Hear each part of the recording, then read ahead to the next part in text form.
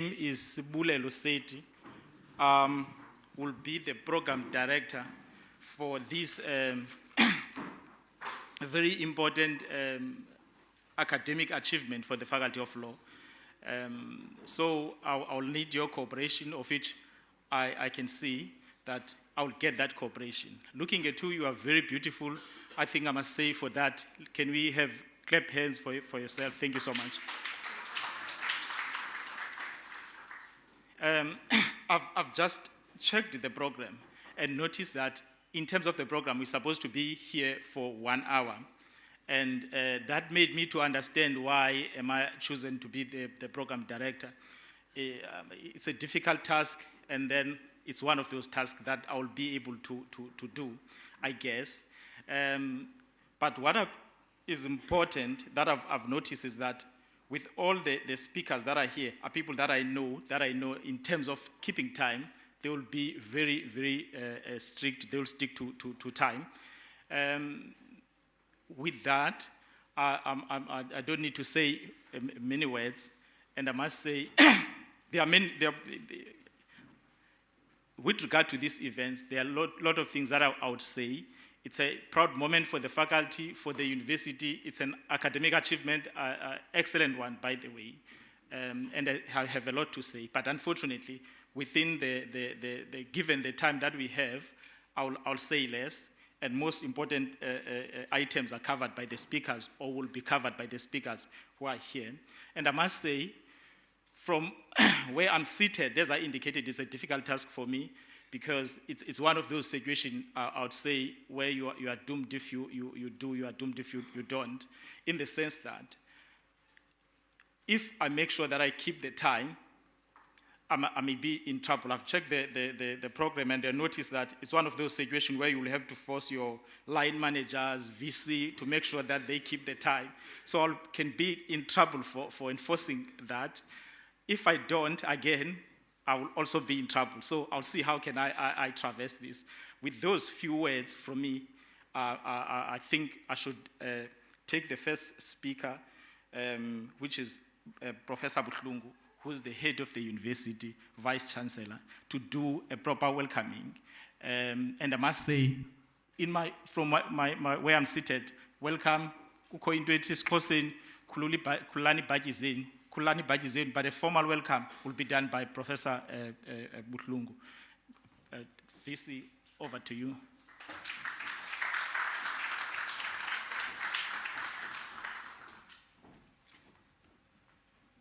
Thank you very much, Advocate Seti. Good morning, everyone. I think you made a mistake by putting me up front. You should have asked me how many of the people in the room I know, because I'm going to tell a story about each one. And so I might take much longer than you anticipated. So it's your mistake. Thank you very much, and once again, welcome to this. It's a very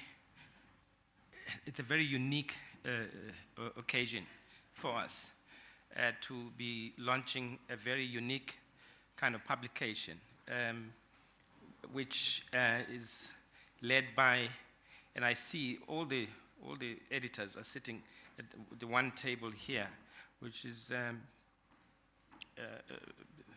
led by Justice Madlanga, Professor Njotini, Professor Osode, Professor Nauchi, Professor Makanya Tlam. So I'm very, very proud that even holding the book in my hands this morning, I felt this is serious. Serious also because it brings together not just the 5 editors, but it brings together a whole range of other people, practitioners in the field, scholars, and so on. And so there's a wealth of information between those 2 covers. And from today, we're going to, therefore, have the opportunity of sharing that wisdom and that knowledge. But before I do that, and you'll pardon me here because once again, I'm meeting people that I haven't met in many while. I was told that one of the signs of aging, of being a senior, you start telling stories, even when you're not, you just tell stories. So please pardon me, because in the room are people that I have known for nearly 50 years. and I will acknowledge them. But there are also people that I've known that are people of authority that I also would like to acknowledge them. I don't know the order, please pardon me, but I want to acknowledge Justice Madlanga. Justice Madlanga and I go back more than 40 years. We've known each other for more than 40 years. That's a story for another day. And thank you once again, Justice Madlanga, and he's always been a friend of the university. He's done a stint here as a visiting professor, and I've witnessed some of the times when he was here. I also want to welcome the Judge President, Judge Mbenenge, Justice Mbenenge, who's seated here. Justice Mbenenge and I go exactly, now let me see, 44 years ago, right, 44 years ago, we started together somewhere, don't ask me where, as first-year students. And here he is now in a very, very important position in the country and in the province. Welcome once again, Justice Mbenenge. I want also to, in no particular sequence, please, it's just there are too many people in the room. I also want to acknowledge, now in school, we used to have seniors, so the people that you come after would be seniors. I want to welcome there that corner, General Mgwebi. General Mgwebi, yes. Now, again, General Mgwebi and I go back, now let me see, go back 49 years ago, because I started high school and he was there a year ahead of me. That was in 1975. And so here's someone I've known for 49 years. Of course, our paths parted. He went into one area. I ended up here. It's always a pleasure. I met him after many years last year when we had a prayer service, and he came to that. Thanks for making it, General Mgwebi. I also want to, this is me now abusing the platform hugely. I also want to acknowledge my friend that we went to school with in my class, Chief Dumalsile. Is here. We got back many years. I'm not going to say when, but we've kept it. He's the only person in my class that we've kept in touch with all the way. You know, thanks to cell phone technology, we phone every time, every opportunity. But on another note, I want to acknowledge other people in the room. Advocate Madolo from NPA is here. What did you want to advocate? Advocate Madolo, we met in different circumstances, and I'm very pleased that you. I'm very glad that it is here.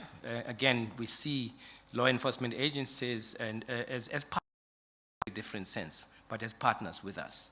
And I'm very pleased also as a university to say, and that's why I'm giving a special mention to Advocate Madolo, that we've worked with many agencies in this university. We've worked with them deliberately, consciously, and thank you very much for making it.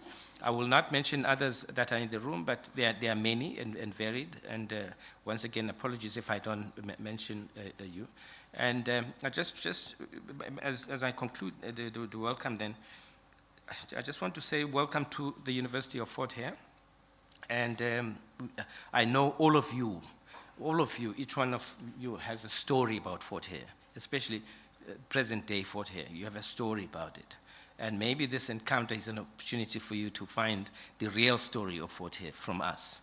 It's been told clumsily sometimes, incorrectly at other times.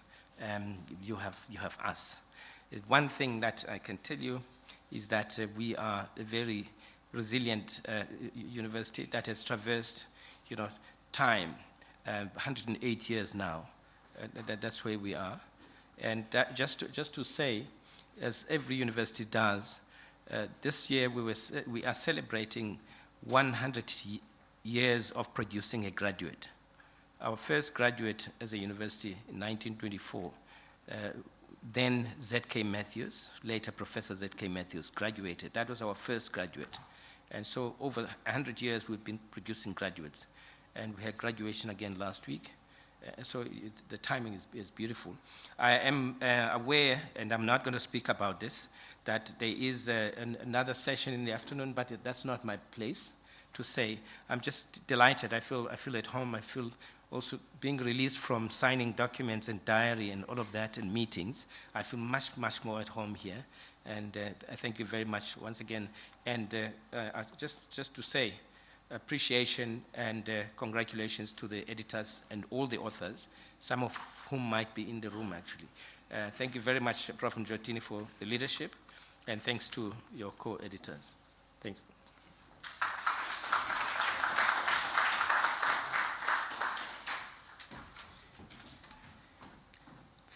Thank you so much, VC. Another round of applause for him.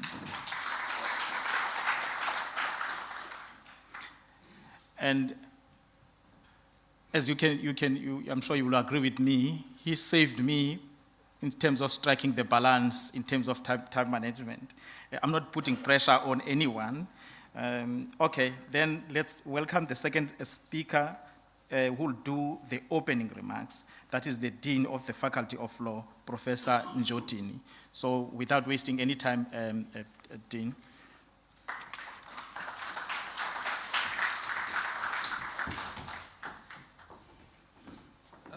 Thank you, Program Director. The VC has done the greetings. I guess at this stage I should say all protocol observed. But I just want to acknowledge the Vice Chancellor, Justice Madlanga, Judge Presidents that are present. I see J.P. Mbenenge and retired J.P. Madondo. The judges present, Chief Magistrates present, magistrates, traditional leaders, directors and heads of governments, government departments, colleagues, friends of the faculty, members of the SRC that are present here, esteemed guests, ladies and gentlemen, good morning. Yeah, we just had coffee. Some of us wake up after coffee. Good morning. That's a bit better. Colleagues, today we're celebrating the launch of one of the landmark developments in the history of the Faculty of Law. It is quite easy to explain why I say in the history of the Faculty of Law at the University of Fort Hare. Since its inception, the Conference of the Law Teachers Conference has never published a book. This book emanates from the manuscripts that were submitted to the conference, which we successfully hosted in 2022. So we've set a precedence in terms of the conference. I know now colleagues at Northwest, which was the last organizer, are busy with their book just to mimic in part what we've done. So this is a remarkable achievement, and we should be celebrating it.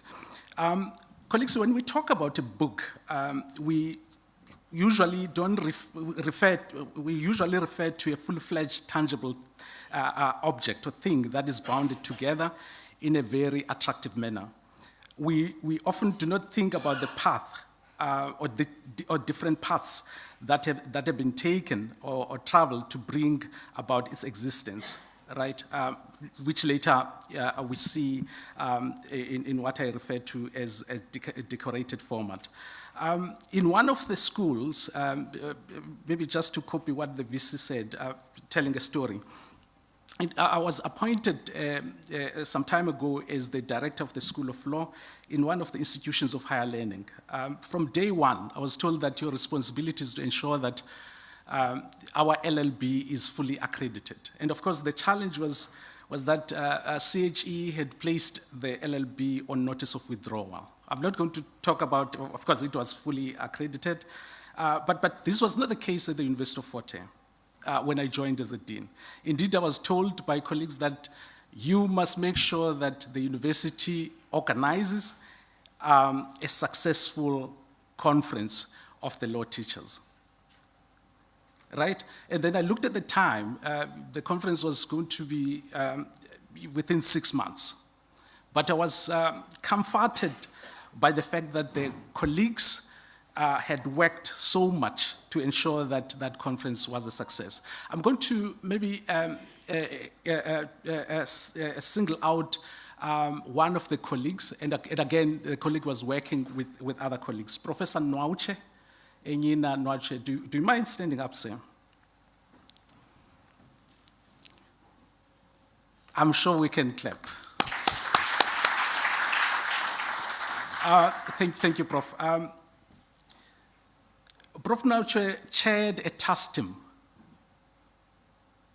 whose task was to ensure that the Faculty of Law successfully deliver the conference. And of course, he did. He likes leading from the back, but he did. I want to acknowledge. And indeed, that success resulted in what we see today, which is the book. Had we failed as a faculty to have a successful conference, we probably would have not produced this kind of work. I want to single out another colleague, Prof. Patrick Osode. I'm sure you can see him. Prof, do you mind standing up? I just want to say, Prof, everyone sitting in this room, colleagues, friends of the faculty, are very proud of the efforts and dedication you showed in organizing this book. And of course, there's various editors that assisted in that endeavor, but you championed it. You were very polite with the contributors. You were very polite with the colleagues that assisted in editing. I've seen personally, and perhaps I'm one of those colleagues, colleagues who celebrate championing book projects with just over 7 chapters. I've seen it. I'm sure we've seen. But leading a project as big as this one, with this number of contributions, is no child's play. It requires one to be working day and night with the contributors, who sometimes, by the way, pull out. Immediately, contributors, there's a tendency from contributors to send a chapter just for it to be reviewed, and then once they receive the reviewer comments, they send it elsewhere, because then we know of that practice. But Professor Ode navigated that space and navigated it successfully. I must assure you, colleagues, that this is not the first and will not be the last project, last book project that will be launched by the Faculty of Law. I can tell you in this room, the faculty has put together a very young and vibrant colleagues that are eager to improve on this baseline that has now been that we're showcasing today. Again, while in the business of singling out, Ms. Ordendal, do you mind standing? Ms. Ordendal is one of the lecturers in the Faculty of Law. She has come up with an innovation to bring together young colleagues. I'm sitting in that office of the dean and looking at professors also showing guidance to the young colleagues that are talking together about the projects that they are writing about, and having conversations, informal conversations about how to improve their research, how to improve their research at the University of Fort Hare. By these, we are sure that there are going to be many more of these projects that will come in the near future. I thank you.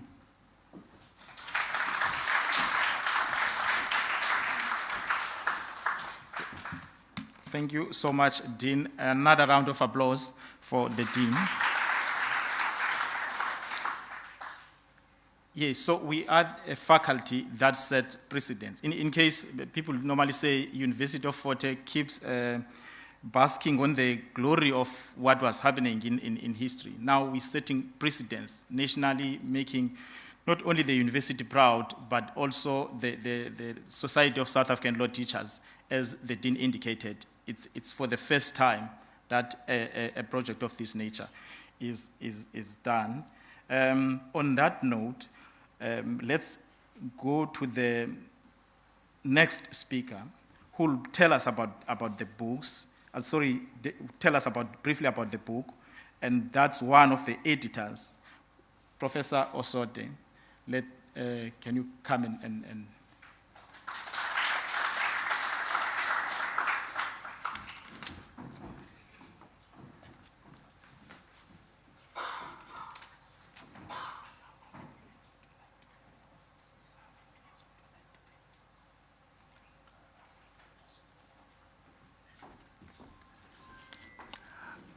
I'm VC, Prof. Lungu, Judge Madlanga, Judge Benenge, judges in the House, magistrates, traditional leaders, colleagues, students, ladies and gentlemen.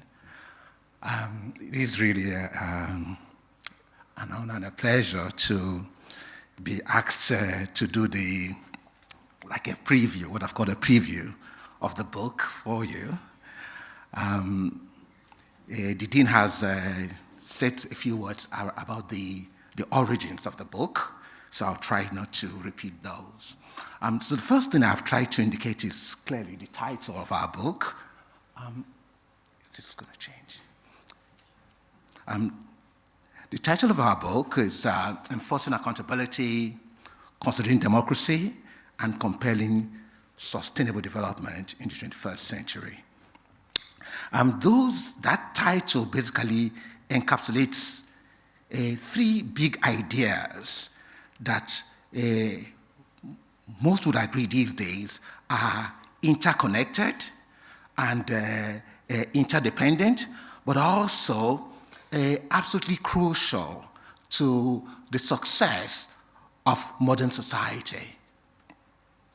And so we hope, just by the title of our book, that readers will be drawn to the possibility that it contains credible ideas around these big social organization ideas. You can't consolidate democracy without enforcing accountability. And you can't also consolidate democracy without compelling sustainable development. And so we think that the book really provides invaluable ideas around how a state that desires success, or a society that desires to succeed, should be looking to interrogate its legal frameworks, how it is managing its systems of justice, administration, access to justice. Our book comprises 24 chapters. It's 658 pages long. That, of course, presents me with a difficulty around how one does a preview of such a book. So you might find at some point my presentation may not be as systematic as one would like, because I would like to give you just like snippets of certain portions of the book that I think should be draw special attention. The book is a bit long, in part because we had to deal with a requirement of the Department of Higher Education and Training, which was that for a book to be regarded as good research that the department would subsidize, the book had to be at least 300 pages long. So we're aiming at producing a book that will be at least 300 pages long, and we ended up with a book. Just press the button arrow. Okay, all right. Thanks. Sorry for the disturbance. So we ended up with a book that's twice that number of pages. So in some ways, one would agree that we exceeded that requirement by quite a distance. What was the purpose of the book? Were we just trying to create some kind of a legacy for what was a very successful conference that the university hosted, the faculty hosted in East London? I'm still very grateful to VC and also to George Madlanga. They were there with us during that conference. But we were not just trying to create a lasting memorial for the conference. We actually were trying to get law teachers, legal thinkers, to try to wrap their minds around very troubling issues that had appeared in the first year post-COVID. So the conference was held in 2022. COVID had hit in 2020 and 2021. And as of 2022, the world was like in recovery mode. And during that COVID period, we had, perhaps because we spent so much time away from the office, we had done a lot of reflecting on where South Africa was, where the world was. And there were certain big, challenging problems for society that were staring us in the face. So amongst them, for example, were questions around the adequacy of the legal accountability mechanisms. Judge Zondo had delivered the state capture report. And that report, for us as law students, clearly showed that there were problems with the constitutional accountability mechanisms that were in place. So there was no way law teachers could get away from confronting, and we asked the law teachers, you must confront that issue. And then, of course, COVID required governments and employers and even employees, also institutions, to make very difficult decisions. And so post-COVID, it was not just the medical scientists or the natural scientists that were trying to engage around the soundness of the responses to COVID. Legal scholars themselves also had to begin to engage on whether the kinds of measures that were taken by government, by society, in responding to what was an extraordinary public health emergency, whether those measures were lawful. Especially in the case of South Africa, that has a constitution that is outstanding. So we had to ask the law teachers, deal with the questions around the COVID measures, and let's see whether we can present research that could prepare our society for the next pandemic. So it's not just the medical scientists or the natural scientists that ought to be at work in trying to prepare society for the next pandemic. We asked that law teachers would also engage in that human endeavor. And then, of course, again, during COVID, it was clearly apparent that climate change had come to be with us. We could no longer deny the impacts of climate change. And the imperative then of societies facing off with the idea that we have to find some way to move the principle of sustainable development away from being just like a part of soft law, but whether we can begin to assimilate sustainable development as a legal principle into hard law. And that, again, was one of the questions that we asked law teachers to engage with. And then lastly, we also put on the agenda of the law teachers the questions around inequality. Because we could see during COVID, with what was happening with the homeless, what was happening with tenants that were struggling to pay their rentals. The fact that inequality had grown was obvious during COVID. But at the same time, we could also see that there was some sense in which social solidarity seemed to be diminishing. And that had to be troubling to us as legal professionals. That on the one hand, we have inequality growing, and on the other hand, we seem to be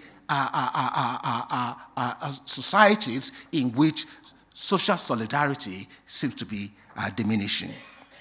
And so those were the kinds of issues that we asked law teachers who were attending the conference to engage with.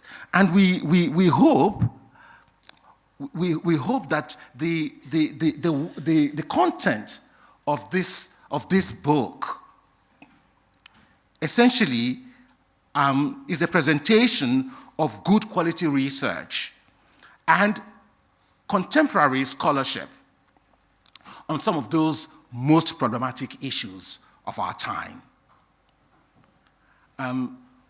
Part of what I like about this book is the fact that most of the contributors went beyond just sharing what one might describe as big transformative ideas, but also you will find that in almost every chapter there's an attempt to proffer solutions to the issues that the authors were engaged with. So what we then find then is in this book quite a good balance between what we'll refer to as theoretical research and also applied legal research. So the scholars engage with issues, dissect, analyze, but also attempt to proffer solutions. So the book, we hope really, would add a value to our current endeavors to begin to prepare ourselves for the world post-COVID. There are some, I thought, even if we weren't doing it, we think there are certain pointers in this book that one could use to suggest that perhaps it's a decent piece of work as an academic product. So we find that this book, so just a number of those pointers to what I think is good quality. You will find that in this book there's a diversity of contributors and reviewers. So this is not just a case of law lecturers at Forte coming together to write and publish themselves. This book comes out of what we'll describe as a unique mix of legal researchers. We think we can also take solace in the composition and seniority of the editorial team. We think we can think about the academic reputation and seniority of the contributors and reviewers. And then, of course, we're quite pleased that JUTA was agreeable to publishing the book. Okay. Regarding the contributors, and I'll try to start quickening things. Regarding the contributors, we had a total of 26 contributors writing the 24 chapters. So a number of the chapters were co-authored. And the contributors originated from a total of 12 institutions. So that's the kind of diversity I was referring to. 12 institutions. Now, in terms of the academic positions of the authors, we have 7 of them as professors. 7 of the 26 contributors were professors. 10 of them are holders of the doctorate degree in law. So no less than 80% of the contributors to this book are either professors or doctors. At least 80% of the contributors. We think that could give some comfort. So we've had a good mix of established scholars and also those we refer to as emerging scholars. The dean has mentioned the fact that this work has not been done before by any host faculty of the Law Teachers Conference, and the fact that there was no precedent for this.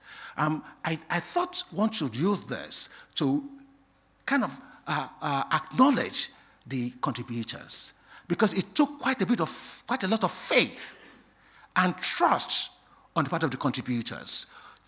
Okay, VC, please forgive this, but in terms of the law faculties, we're small. We're not one of the bigger law faculties. So it must have taken quite a bit of faith for the contributors to entrust their research work to a small law faculty that was trying to do something that no other faculty had done before. So we really think that the contributors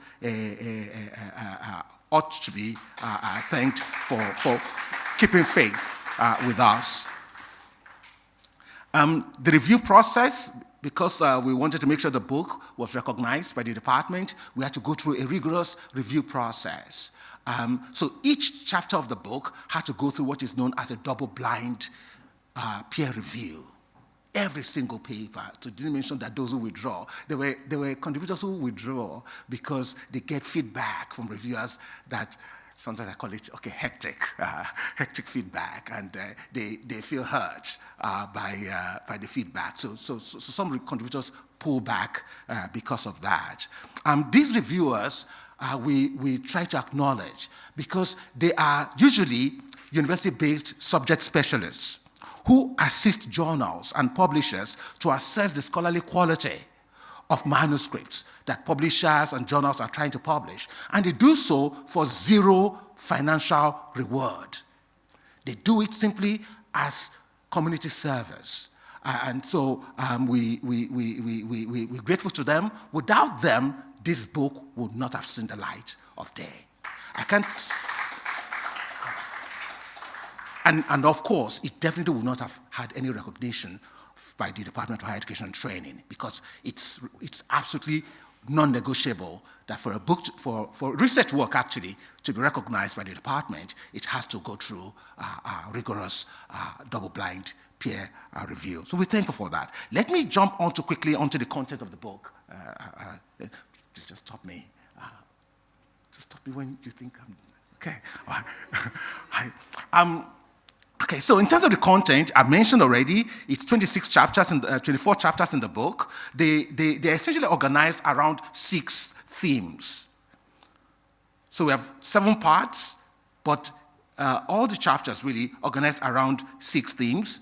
Each theme essentially captures what one can describe as the big transformative ideas that contributors were seeking to present to the reader. From this slide, I will jump around, colleagues. Please forgive, it won't be so systematic. But I've tried to, on the next 2 slides, just give us an idea of the kinds of themes that are covered in the book. So the first theme,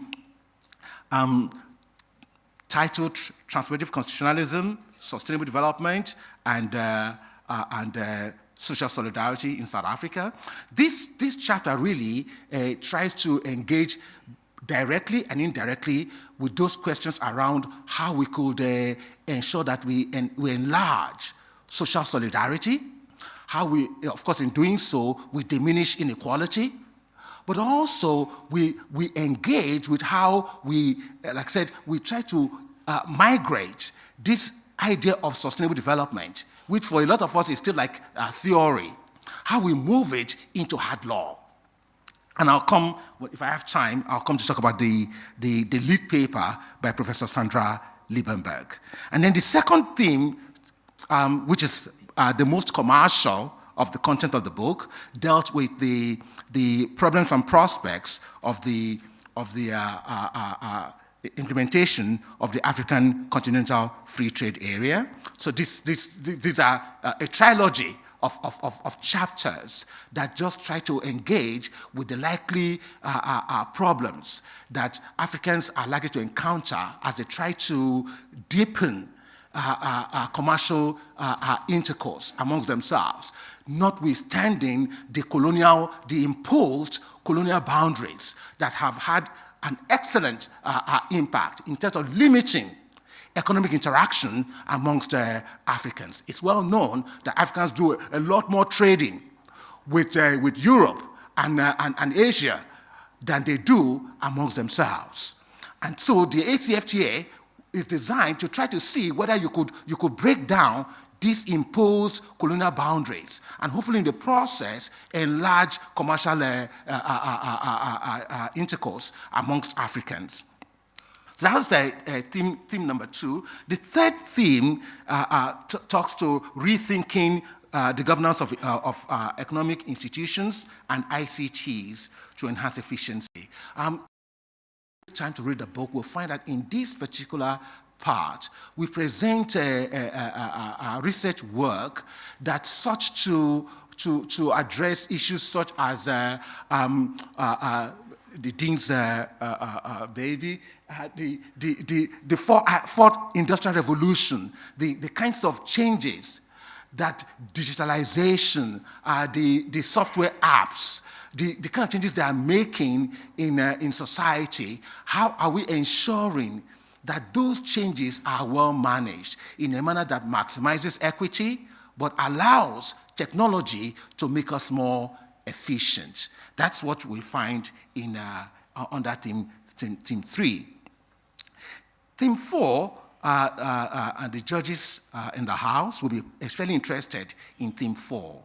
Theme 4 presents papers, three papers that looked at the judicial process, questions around access to justice, and also questions about accountability in post-apartheid South Africa. And then again, for this audience, theme number 5 talks to African customary law. And still the nagging questions around how customary law interacts with modern law, including the Constitution. I don't want to preempt the comments that will come in the next session. And then the last theme dealt with blended learning. Blended learning was something that we had to face when COVID hit, because a lot of us had to teach from home, and a lot of people started touting the advantages and the strengths of blended learning. And so in the last theme, we present research work that engages with how this thing called blended learning could be used to enhance legal education and ensure that the outcomes that we need to produce as law teachers are maintained.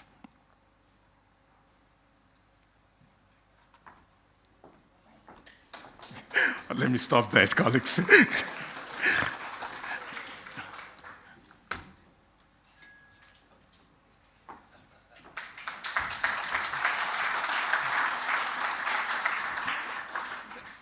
Thank you so much, Professor De. A round of applause for Professor De again. He managed within the time constraint to give us an idea of what the contents of the book are. Thank you so much, Professor De. That takes us to the next speaker, who is one of the contributors. So the next speaker will just give us a sort of a brief remarks regarding, or from the point of view of the contributors. That is Professor Nhlama Makhanya, who's one of the professors in the Faculty of Law. Thank you so much.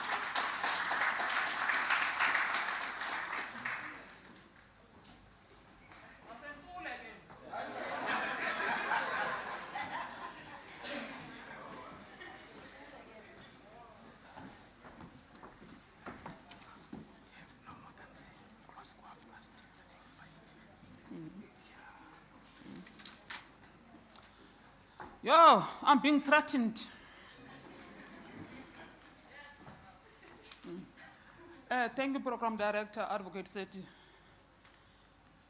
Professor Buslung, the greetings have been done for me. Just allow me to say good morning. I'm Molen Betun. I'm standing here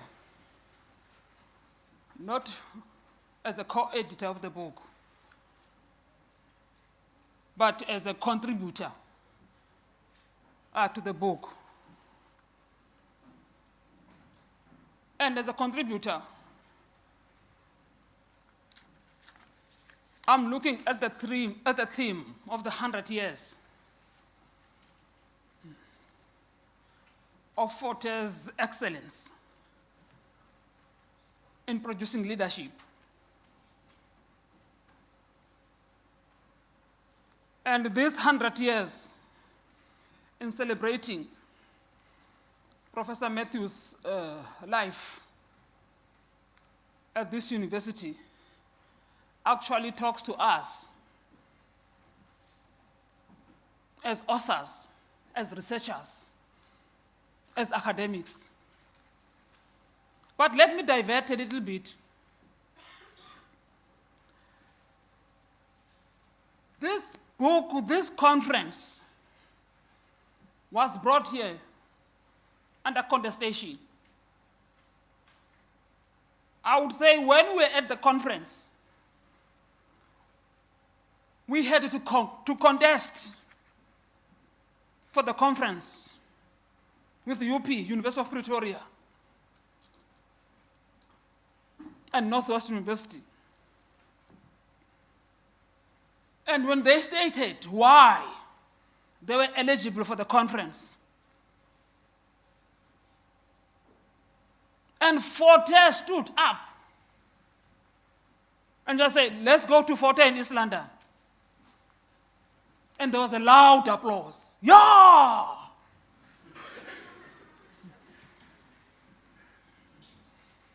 So we got the conference. We're at Kruger National Park. That spoke to the influence Forte has in other institutions. That spoke to the pace setter of the university.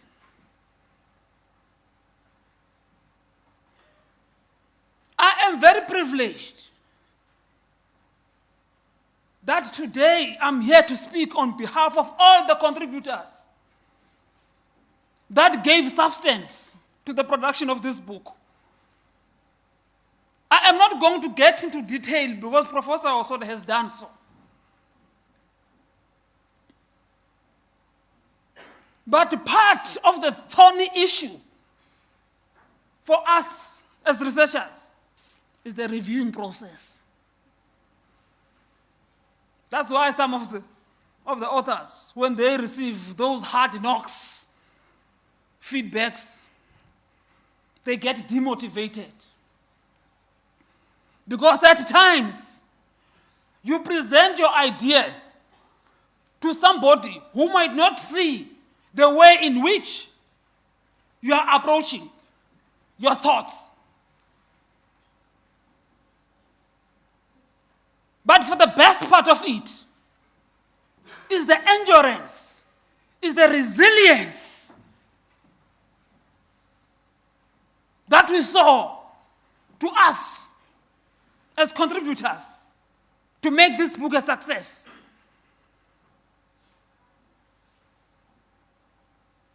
And we are not doing research only.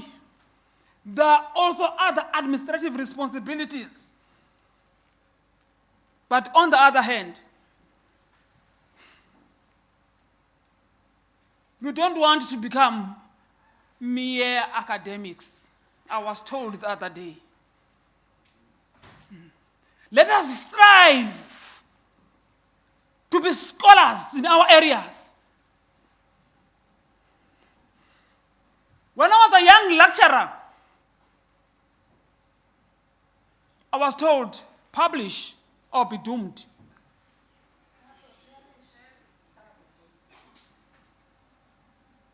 That was a theme and trademark to get everybody on their marks.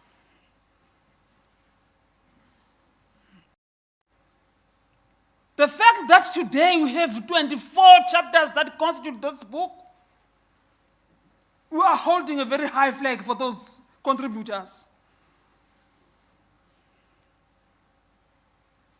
And it is our wish that we as the faculty, we continue on this trajectory.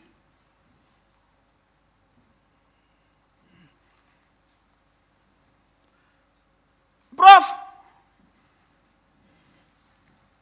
the other day, I said to Prof Njotini,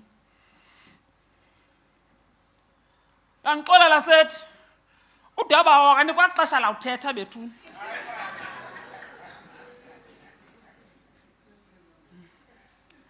I said to him the other day, if we were next to the crawl, sihleli ecam komhlanti sithetha izinto zekhaya zamanywabe. Benza demfondini. Hamba uyothi pha kuyihlo. Sithi enkosi.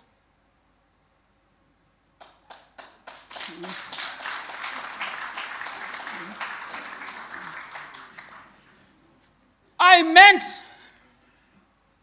the appreciation that we have,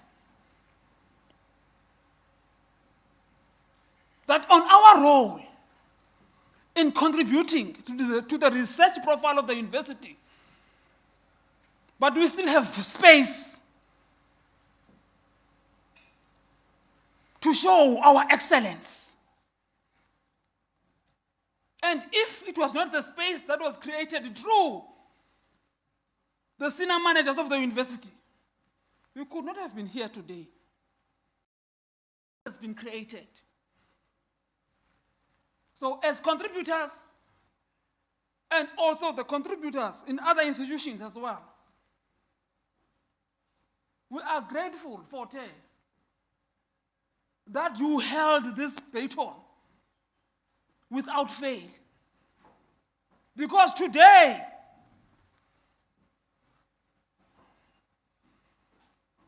one of the themes, Justice Madlanga, the Supreme Court last week on the 24th,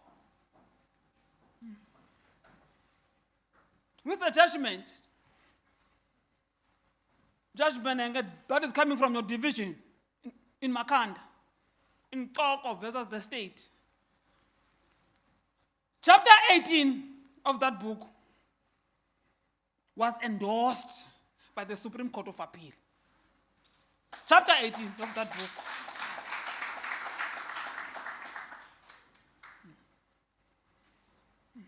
When the Supreme Court of Appeal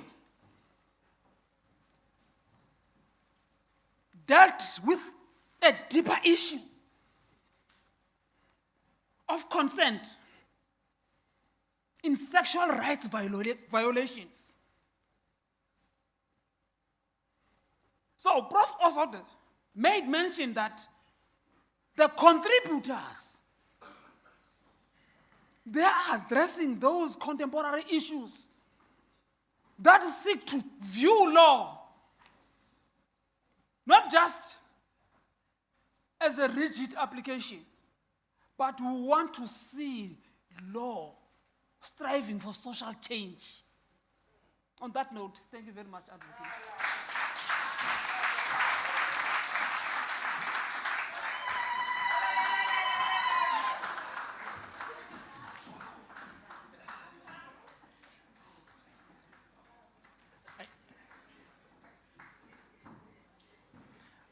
I guess, Prof, you left me with no choice when you said, "Daba akalawulwa akaxelelwa xesha."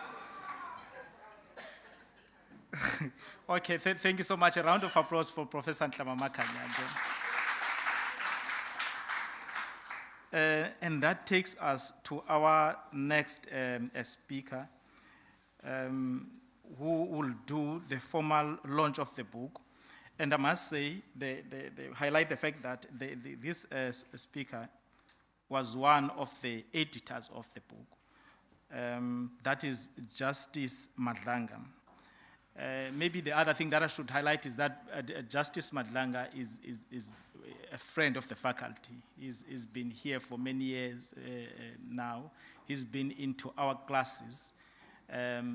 So, and we very thankful for that. And on that note, let me call him to do this important aspect, which is the formal launch of the book, as one of the editors. Thank you so much.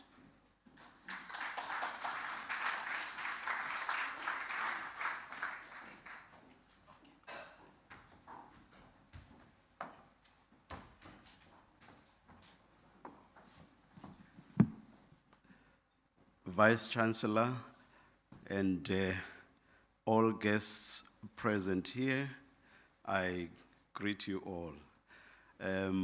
I cannot resist telling this short narrative. I've told it even in a collection of historical material about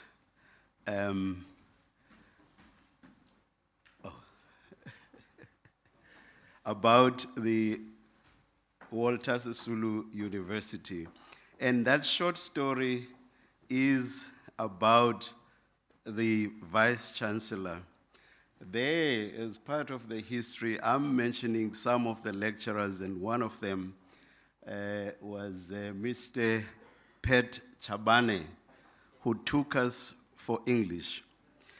The language we used to use then for lecturers that were not generous with marks, we used to say, hey, ubani uyaminya nge marks. And Mr. Pet Chabane was exactly like that.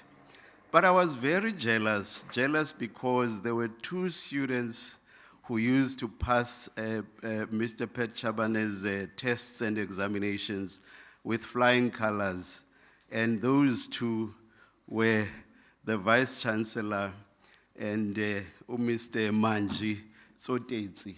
Babefumani marks ezipha phezulu ndisibuza ba hey kanjani benza kanjani bona sifeyila kangaka thina. I don't know if you know that you were one of Mr. Pet Chabane's top students, VC, but I know. Mine is a very short task. The speeches have been made. I do not think I need to make any speech, save to simply say the book is formally launched. Thank you very much. And perhaps I should hand a copy over to the Vice Chancellor.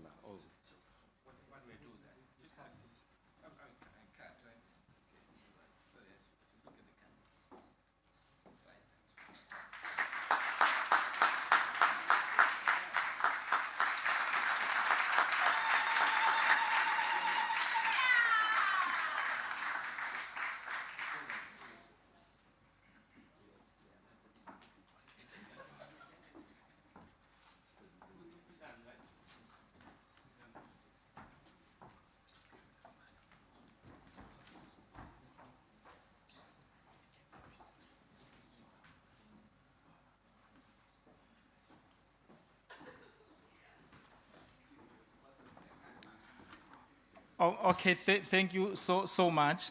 I'm told that we will transition into another program. If you can look into the document that contains the program, you will see that there is this book launch, which is part one of today's events. And then there is also part two, which is consolidating and modifying African customary law. So we'll have a 10 minutes break in terms of which we'll transition into that program. And as you can see down there on the program of the book launch, there is also a space for taking photos, a cocktail. I must also highlight that since there is also a live streaming of the programs, there is also a Kumkani FM that I'm told is doing a live broadcasting of the event. So it is an opportunity where they will grab some of the people who should go for interview at that time. But for this program, or part of the program, we stop here and then we go for 10 minutes and then we'll come back. Thank you so much, and thank you so much for your cooperation.